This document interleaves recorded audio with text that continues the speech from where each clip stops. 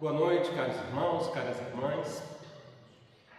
Estamos no mês de maio, mês que celebramos o Dia das Mães, e aqui na SEAI é um mês que ficou dedicado a tratar sobre assuntos da família. Então, o nosso tema de hoje, jovem, cidadão, instrumento do Criador, ele se conecta a esse tema em dois eixos. Primeiro, aborda a adolescência como fase dessa transição espiritual, e também, no segundo eixo, a família como sendo um núcleo sagrado aonde essa evolução, essa transição espiritual ocorre. Então, o conteúdo da nossa palestra foi praticamente todo estruturado em cima de um livro belíssimo da Joana de Ângeles, que recomendo muito a leitura, que é o livro Adolescência e Vida. Então, é um livro muito rico sobre esse tema. É um livro relativamente atual, foi escrito em 1997. Então, ele está bem conectado com os desafios de quem ou é pais de jovens, ou educador, ou enfim, quem não tem um jovem ou na sua família ou na sua convivência rotineira. Então, é um livro bastante rico de conteúdo e que recomendo, para quem se interessar, recomendo a sua leitura. Bom, e quando a gente fala de jovens, a gente fala de desafios, da criação dos jovens, até da convivência com os jovens, e muitas pessoas questionam se o modelo de educação que hoje é o mais comum nas famílias é o melhor modelo para criar os nossos jovens. Algumas pessoas vêm ainda de uma educação um pouco mais repressiva, um pouco mais fechada, outros da geração mais atual lidam com um ambiente muito mais flexível, muito mais aberto, e isso influencia diretamente a formação dos nossos jovens, que serão os futuros cidadãos, os dirigentes de empresa, líderes políticos, pessoas de grande liderança ou donos e donas de casa, cuidadores de família e assim por diante. Então, estamos falando do futuro da nossa humanidade. E para abrirmos o nosso tema, eu trouxe aqui uma pequena reflexão que o Rossandro Klingen faz a respeito desse tema da educação em um programa de entrevistas que ele publicou depois no canal dele. Então vamos ouvir o Rossandro e aí a gente já começa com algumas ideias para abordar esse tema.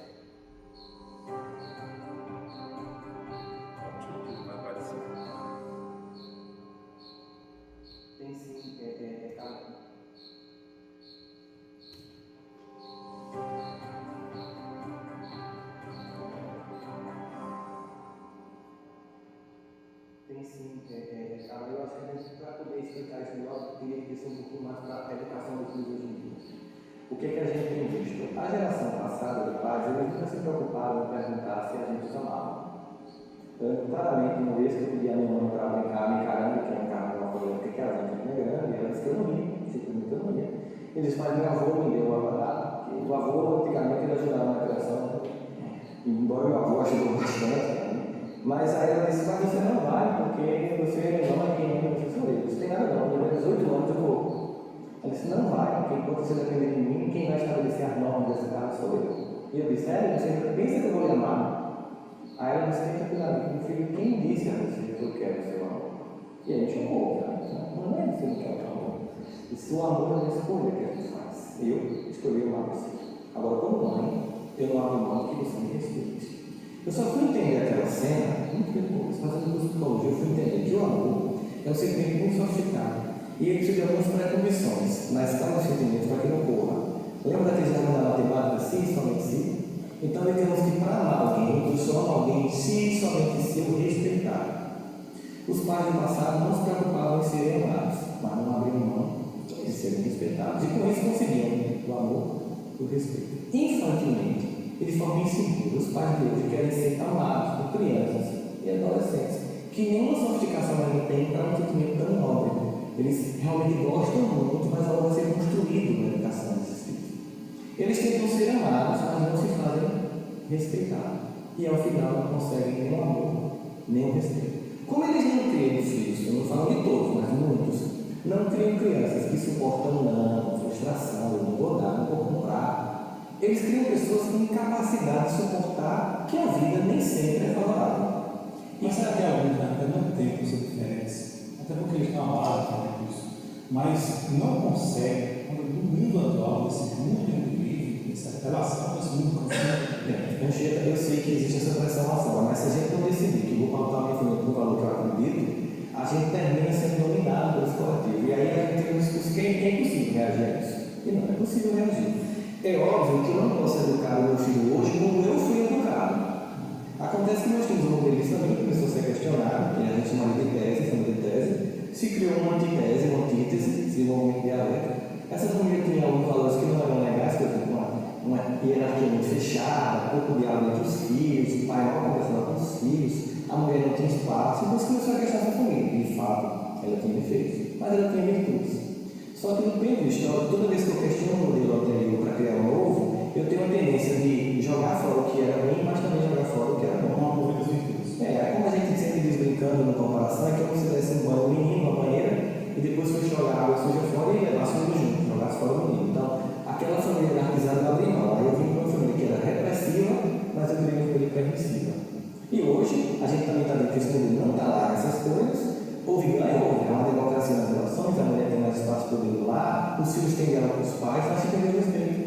Então a família síntese, que é a família antiga, tese, a família antitese, vamos para a família síntese, principalmente dialética, uma família em que eu mantenho essa democracia familiar que foi conquistada, muito bem-vinda, a criança poder se expressar, mas eu trago de volta o respeito, a disciplina, a norma, as frustrações que eu não posso dar para você, que é mesmo que eu possa. Eu, como um pai e uma mãe que quero educar, eu evito para que você suporte. Né? Um exemplo claro é que, por exemplo, a gente tudo é muito pronto hoje. Você, da minha geração, você sabe que para a gente comer uma pamonha era todo um dia no milharal, catando, depois estrapelando, os homenzinhos, era até uma coisa divertida. Depois a gente cortava, corria com uma mão. 5 da tarde era um ritual familiar inteiro em que a gente comia a pamonha. A gente passou de na padaria e comia pronta.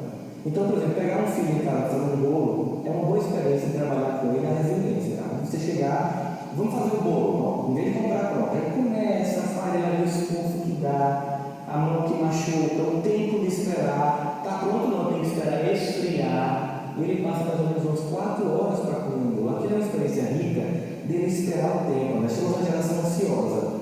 E essa geração ansiosa e pouco resiliente, ela tenta tamponar essa falta de afeto, porque se eu não respeito meus pais, eu termino não amando meus pais. E eu vou para relações fragilizadas, então namoro fragilizados. E aí você vê uma jovem acaba namorando e se suicida. Veja que incompetência emocional, que filha que você criou com tanta incapacidade de suportar a frustração, que é a primeira vez que acaba uma coisa, em vez de ouvir pago, né? E chorar, e depois vir a viver, né? A pessoa vai se mata, quer dizer, a gente simplesmente faz isso, viu uma frutinha, chorar, ficava triste, né? E continua a vida, as pessoas não podem ter um prejuízo que se distorce. As pessoas não se dão mais ao trabalho de roer. Exatamente.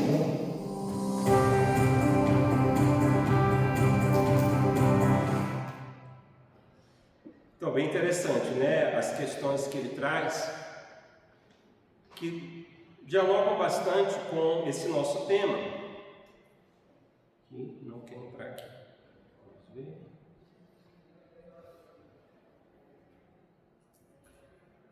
Tem sempre trazendo desafios. Pronto. Então, tudo que ele falou é justamente o conflito, as dificuldades que muitos pais e educadores e pessoas que vivem com os jovens enfrentam hoje em dia.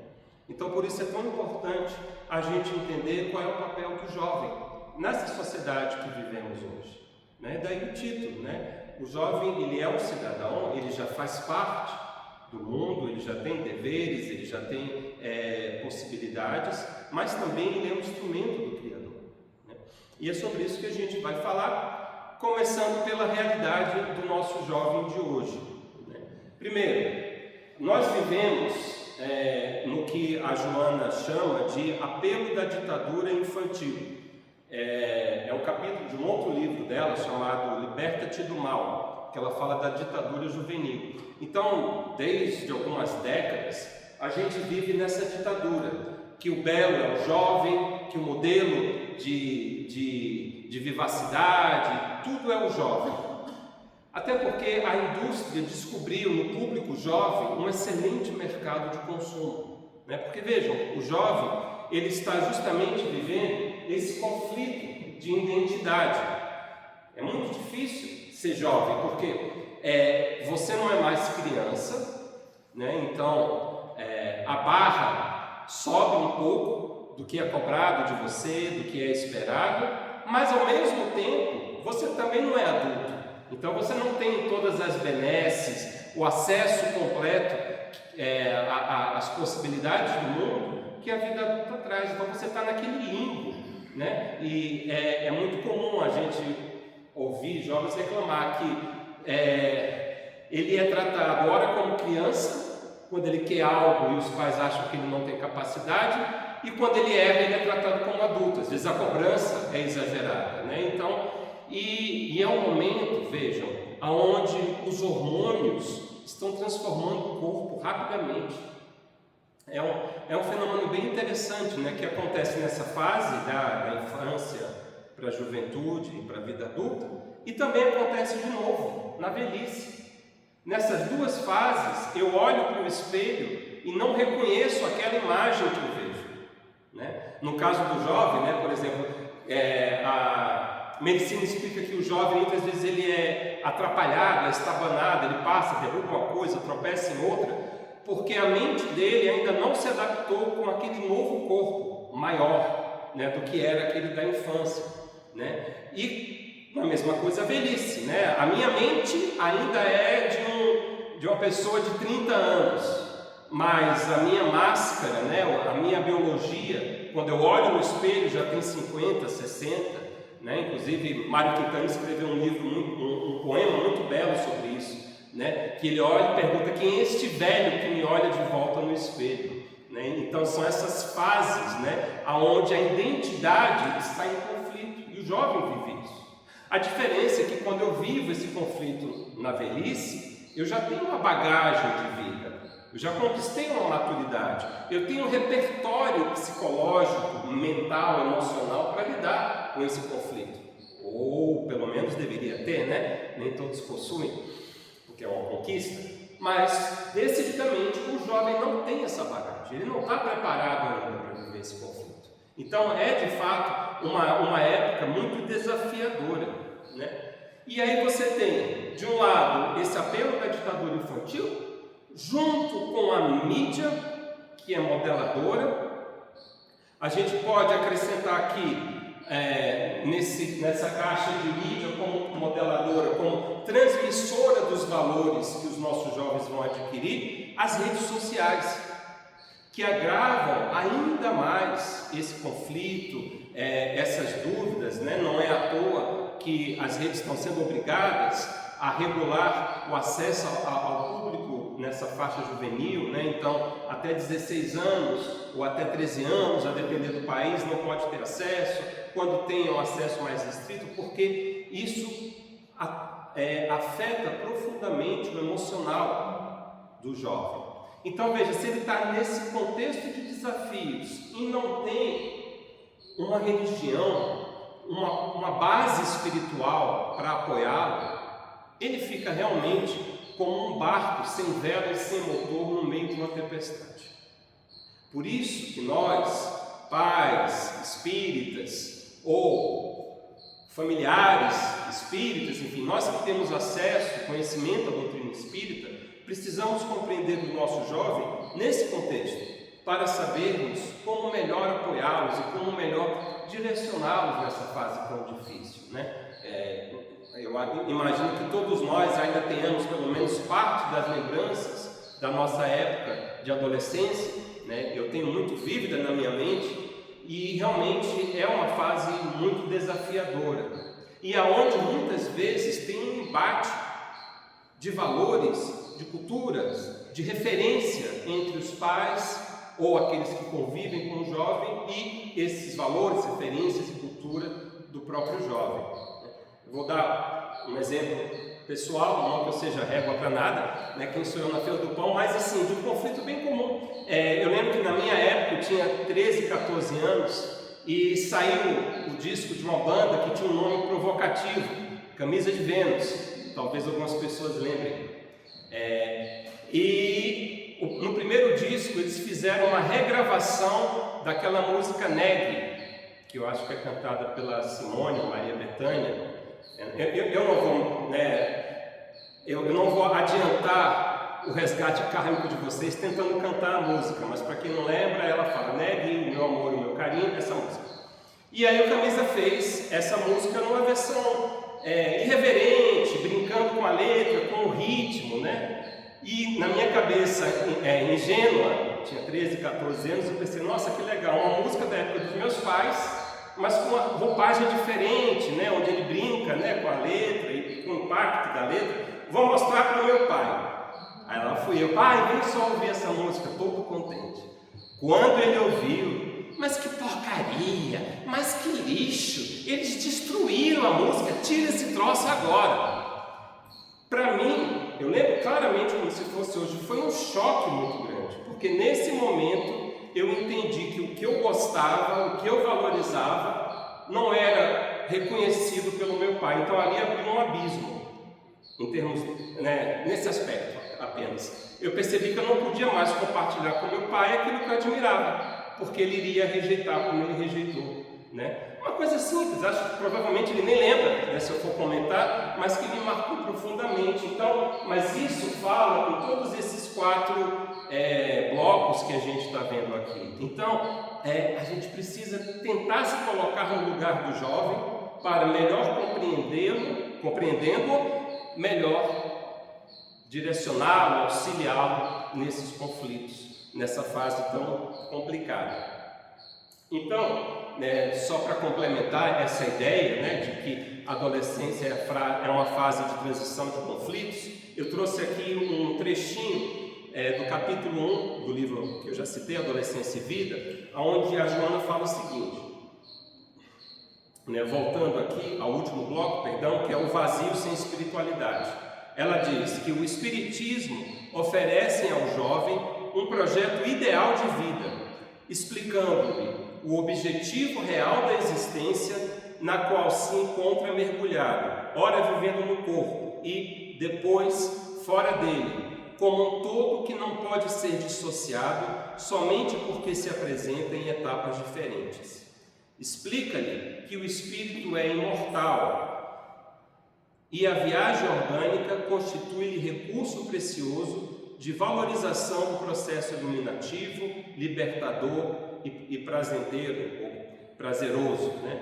Então vejam, aqui ela destaca, né, que o Espiritismo, diferente do materialismo, na verdade aqui ela está fazendo esse contraste de teorias, que o Espiritismo oferece ao jovem um projeto ideal de vida, não o materialismo, ou seja, aqui é aquele conflito entre ter, que o materialismo prega, amealhar riquezas, possuir bens e assim por diante, mas que sabemos tudo isso é transitório e para muitos até inacessível, contra o que o espiritismo, o espiritualismo, né, a espirituosidade prega, que é ser, que são conquistas do patrimônio do espírito, imortais, como disse Jesus, que a traça não rói e o ladrão não rouba. Esse é o verdadeiro patrimônio. Então aqui é um projeto de vida ideal. E ela também explica,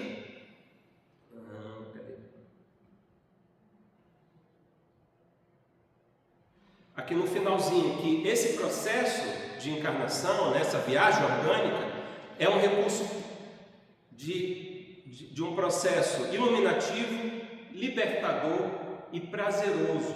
Ou seja, estar reencarnado não é um resgate, não é uma prisão, não é um castigo, não.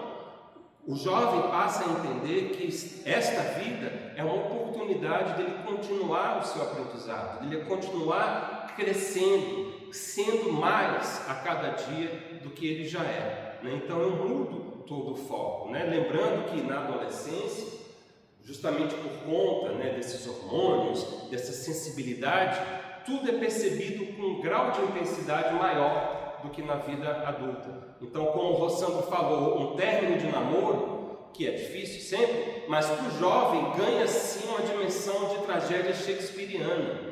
Quando ele ama mesmo. Quando ele está irritado mesmo, né? Então essa sensibilidade exacerbada faz parte desse processo de descoberta, mas que pode ser ressignificado dentro da proposta desse texto que ela coloca. Bom, então o que o Espiritismo nos ajuda a compreender melhor sobre essa fase da adolescência? Primeiro, que o espírito, ele é um viajor, ele é um viajante, né? Tanto que tem até um livro fininho, bem interessante, chamado Nossos Filhos São Espíritos. Porque, para aqueles, né, que são pais, vão lembrar do momento que você pega o seu filho pela primeira vez, aquele bebezinho com cara de joelho, mas que parece que acabou de cair de uma nuvem que estava passando, aquele pedacinho do céu, né? E que você acolhe no seu braço e uma série de sentimentos tão nobres que você nem se imaginava capaz de sentir, de repente aflora com a grande intensidade. Você olha para aquele pedacinho de gente e você sente que ali você tem um anjinho nos seus braços. Em muitos aspectos é verdade, mas em outros, ali, aquele corpinho frágil esconde um espírito multimilenar que já teve inúmeras encarnações, inúmeras experiências, provavelmente muitas delas com você em outros papéis, talvez que não o de paternidade, de maternidade. Então ali é um espírito que já vem viajando, assim como você, há muito tempo. Isso significa que ele também, assim como você, traz uma bagagem de experiências. E vamos ser sinceros, estamos num planeta de provas e expiações. Então todos nós, nessa bagagem de experiências, trazemos muitos comprometimentos com a lei da justiça divina. Muitos erros, muitos equívocos, muitas escolhas desastrosas que realizamos em outras vidas e que ecoam agora nessa vida atual.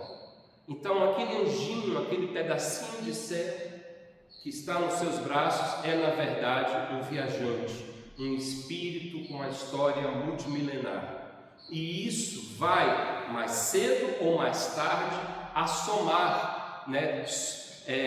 Emergir na superfície da personalidade dele. Adivinhem que idade principalmente? Acertamos, na adolescência. Então, o processo de reencarnação, a gente acha que ele se completa quando o bebê nasce, quando ele sai do útero da mãe e dá o seu primeiro chorinho. A gente fala, pronto, nasceu, reencarnou. Na verdade, em termos espirituais, não é assim.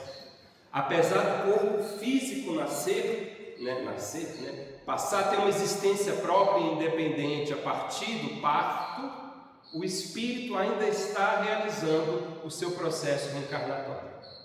Ele não está, por exemplo, plenamente vinculado ainda ao corpo físico. Esse processo de vinculação vai se estreitando gradualmente.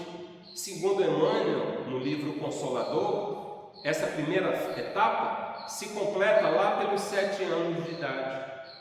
Por isso, é comum ouvirmos relatos de crianças nessa faixa de 4, 5 anos, 6, falando que veem espíritos.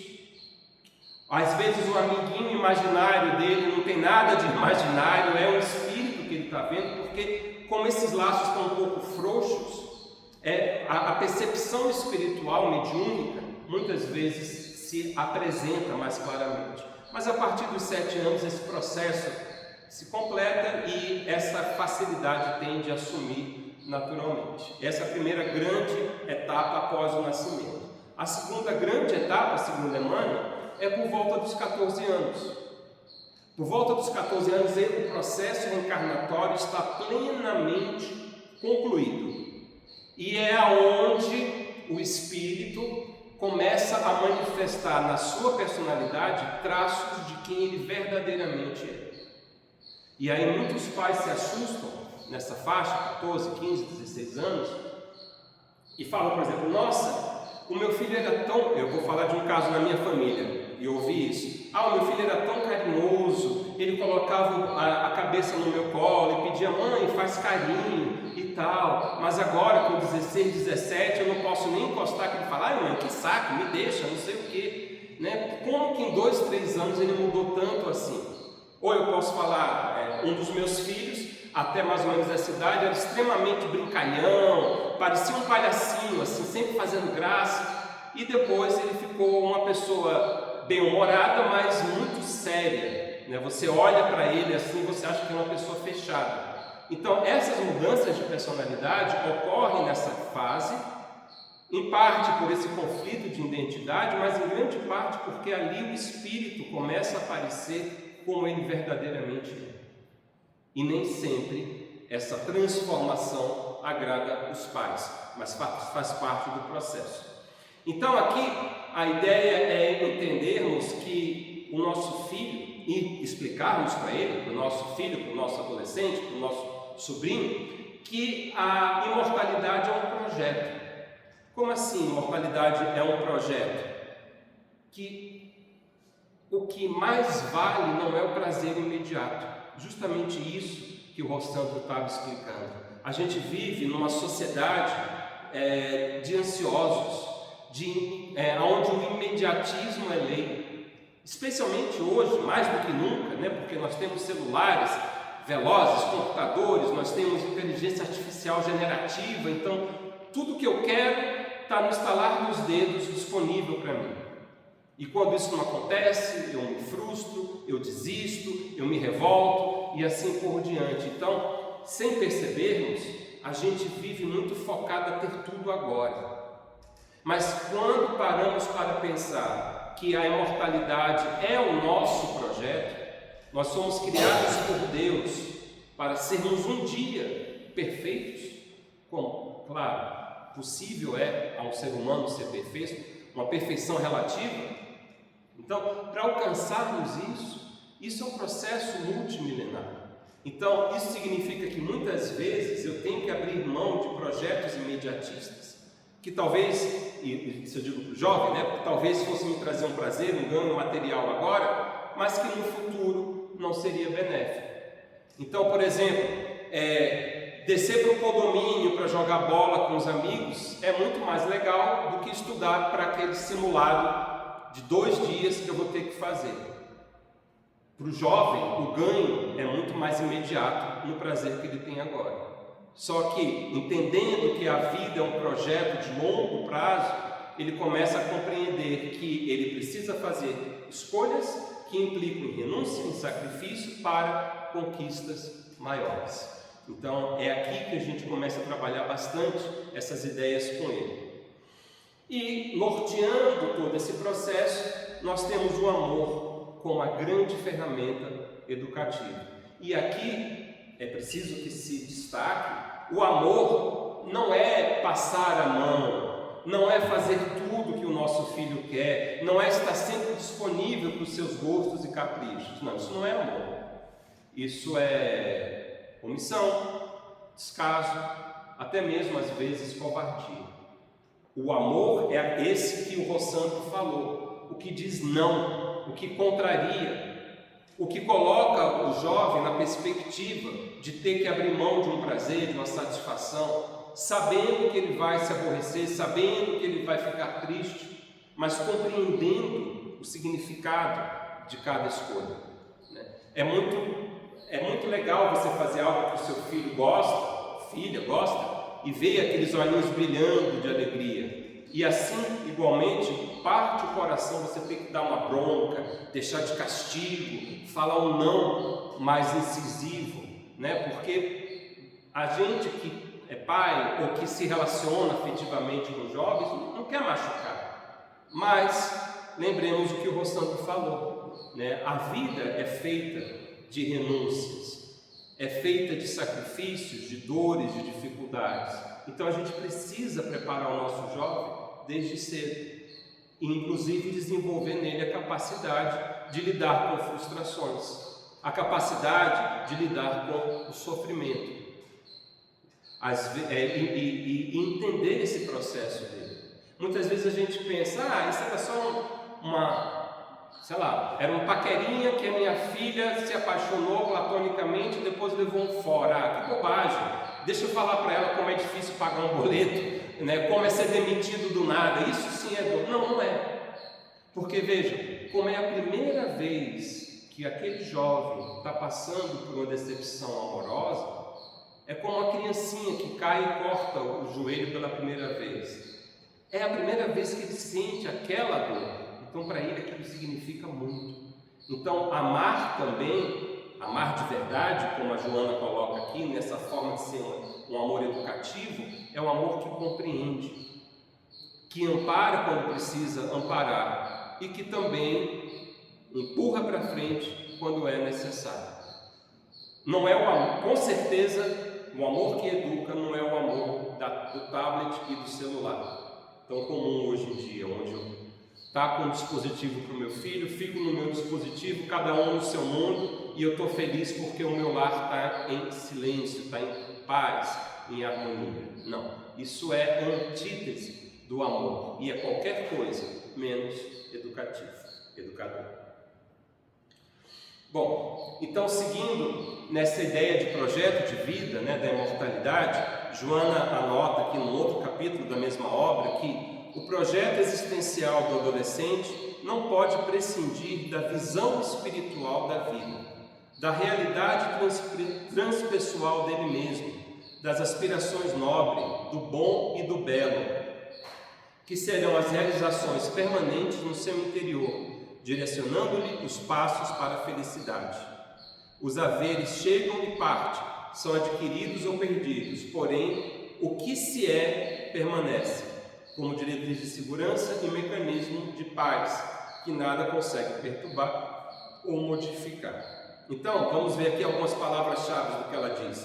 Ela diz que o jovem vive uma realidade transpessoal. Quer dizer, ele não é só um corpo, ele não é só um psique, uma personalidade, mas ele é um espírito.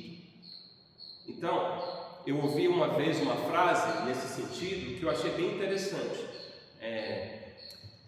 Eu acho que era do bispo C.W. Lewis ou alguém parecido. Ele falava assim: nós não somos um corpo que possui uma alma, nós somos uma alma que temporariamente possui um corpo. Você fala, mas qual é a diferença? Só mudou a ordem? Não, mudou o sentido.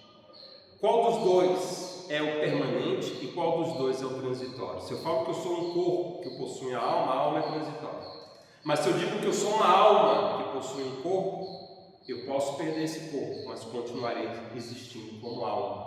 Então isso que é a realidade transpessoal, que o nosso jovem precisa entender o mais cedo possível. Outra frase interessante, né, que Joana até muda um pouquinho o conceito clássico da filosofia, que fala da tríade da filosofia, que é verdade, o bom, né, o verdadeiro, o bom e o belo. Então aqui ela muda verdade por nobre. Então esses valores do nobre, do bom, do belo, como norteadores daquilo que o jovem deve buscar, daquilo que são as realizações que ele de fato construiu. É aquilo que eu comentei nos 2 slides atrás. O ser ao invés do ter, que a nossa sociedade tanto nos confunde. Por quê? Porque o que eu tenho é o que ela coloca aqui no segundo parágrafo. O que se é, permanece. O que eu tenho se perde. O haver, como ela coloca, o que eu tenho pode sair, pode se perder. Mas o que eu sou, isso me pertence. Esse é o meu tesouro verdadeiro. Bom, e aqui então falando de como que, quais são as necessidades do jovem e como a família pode apoiá-lo nessas necessidades, né? Então, o que o jovem precisa? Ele precisa se sentir amado, precisa se sentir, ele precisa sentir que ele tem uma base segura. Uma base segura, do jeito que ela coloca aqui, não é sinônimo de controle excessivo.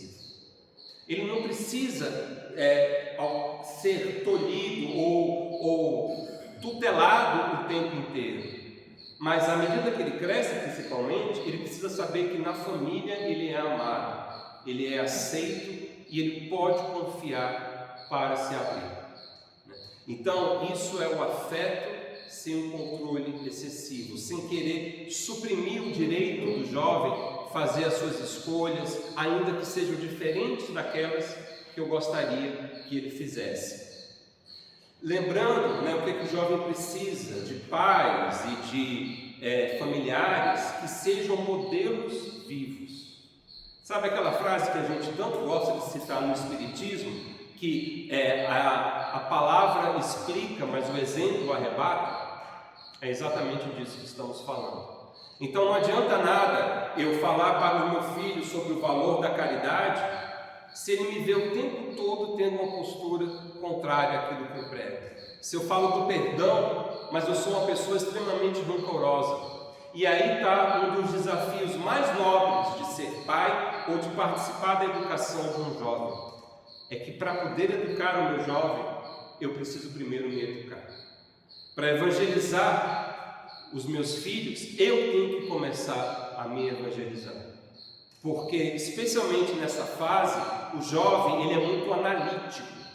Até os 10 anos, aproximadamente, os pais, eles têm um papel para a criança semelhante ao de um herói. Se é um menino, ele quer ser como o pai e admira a beleza, a graça, enfim, o amor da mãe. Se for menina, o inverso. Então, são os heróis. Na fase da adolescência, ele passa a confrontar, a fazer essa análise entre esse modelo que ele tinha idealizado e os pais como são de verdade. É uma fase que, às vezes, é até um pouco aborrecida, porque o jovem fica muito crítico.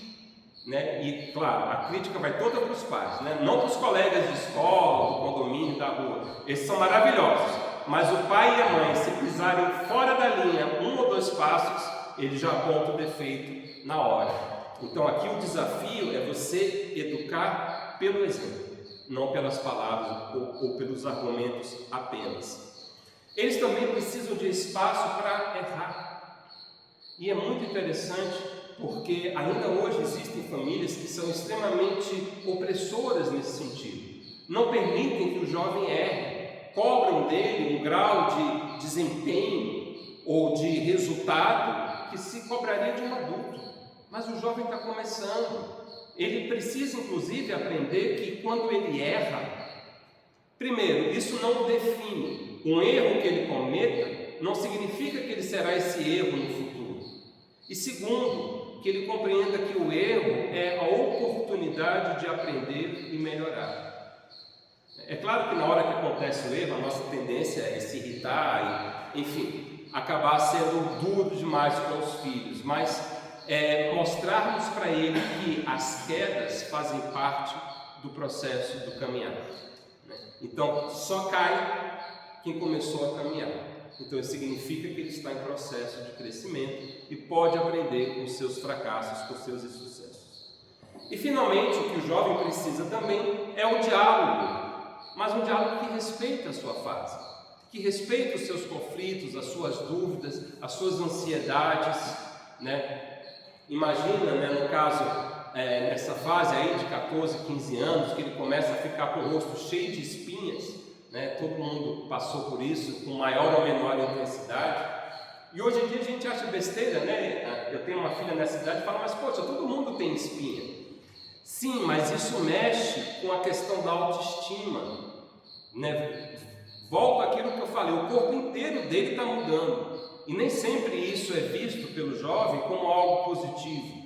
Pelos, proporções, no caso das meninas, começar a menstruar. Então são muitas coisas que abalam a identidade, a personalidade do jovem. Então o diálogo que nós mantivermos, ele também precisa entender esse contexto, esse momento que o jovem está passando. Então é um diálogo que acolhe, que respeita e que busca orientar. E do lado da família, o que nós podemos oferecer? Segurança emocional e afetiva. E isso é muito importante, É notoriamente sabido que crianças que nasceram, que viveram, cresceram em lares desestabilizados emocionalmente ou afetivamente, costumam também repetir esses mesmos padrões afetivos na sua vida adulta.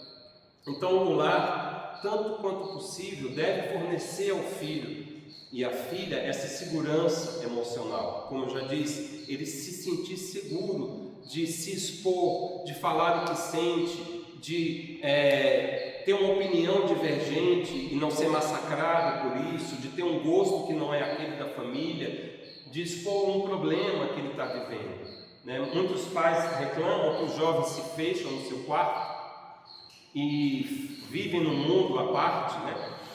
Mas será que antes deles se fecharem, nós não fechamos esse canal de comunicação primeiro, não oferecendo para eles essa segurança emocional, afetiva, que permite que eles sejam quem eles estão de fato sendo? Outra coisa que a família oferece, raízes morais e espirituais, né? Bem claro, exemplo que forma o caráter, como comentamos, educar pelo exemplo. E já que a família é um laboratório onde os espíritos estão, né? Fala-se até que a família é um cadinho, né? Aquele recipiente onde você derrete o metal, né? Para fundi-lo. Então, se a família é esse cadinho, ele pode ser, ao invés de um cadinho no sentido doloroso, de derreter e amalgamar elementos diferentes, ele pode ser um laboratório onde se aprende a amar. E esse é um exercício exercido não só pelos filhos, mas pelos pais também, né? Então, são, na verdade, grandes oportunidades, a paternidade, a maternidade e a convivência familiar com adolescentes, que isso traz também para o nosso crescimento. E aí, né, a gente comentou dos valores morais e espirituais. Como é que fica a questão da religião, né? Eu já ouvi alguns pais, claro, muito bem intencionados, que têm o seguinte argumento: religião é uma questão de escolha. Quando eu era criança, eu fui obrigado a seguir a religião dos meus pais e eu acho isso errado. Por isso eu crio os meus filhos para que, quando eles forem adultos, eles escolhem a religião que eles querem. Interessante que ele também não deixa os filhos irem para a escola quando os filhos quiserem. Eles também não deixam os filhos irem ao médico ou tomar a vacina quando eles acharem que é importante. Veja, criança e o jovem não têm a capacidade, o discernimento de fazer certas escolhas. E querer que eles façam isso é até, na verdade, uma crueldade que não respeita, como a gente já falou aqui, não respeita o momento do desenvolvimento da personalidade daquele indivíduo. Ele não tem condições de decidir. Então vejam, se você não coloca o seu filho na sua formação religiosa, o mundo fará. Transmitirá a eles valores muito equivocados. Então, o que a Joana fala sobre isso? Adentrando-se pelos postulados da religião espírita, o adolescente dispõe de um arsenal valioso de informações para uma crença racional que enfrenta o materialismo na sua estrutura, usando os mesmos argumentos que a ciência pode oferecer. Ciência que, por sua vez, é também a doutrina espírita. O Espiritismo, explicando a anterioridade do espírito ao corpo, a sua sobrevivência à morte física, o mecanismo das encarnações, demonstra que a luta é o clima ideal da vida e ninguém cresce sem enfrentar. Então veja,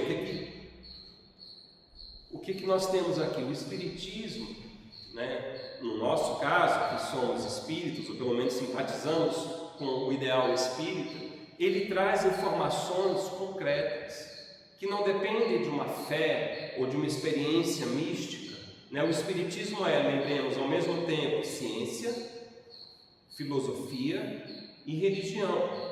Como ciência, né, Kardec se esmerou em construir uma base racional para a nossa crença, né? Quem se deu quem já teve curiosidade de ler as obras básicas do Espiritismo, com certeza deve se admirar com a clareza lógica que Kardec se preocupa em apresentar todos os argumentos.